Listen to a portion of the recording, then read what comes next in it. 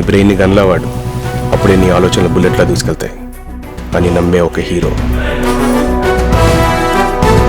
తప్పు చేయమని మా నాన్న చెప్పలేదు, తప్పు చేయొద్దని మా అమ్మ చెప్పలేదు. నాకు తోచింది నేను చేసుకుంటూ వెళ్తే జనం దాన్నే తప్పంటున్నారు అని ఫీల్ అయ్యే ఒక విలన్.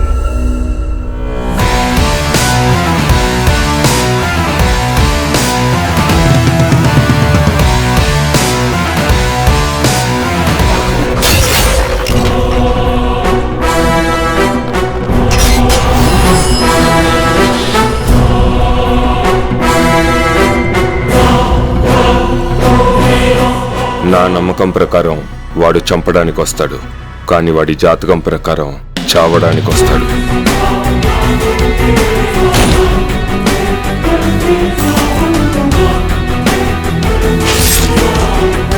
ఇద్దరు ఆడే ఆటలో ఎవడో ఒకడే గెలుస్తాడు. హీరో కాబట్టి గెలిచాడు అనుకోవద్దు, గెలిచాకే హీరో అవుతాడు.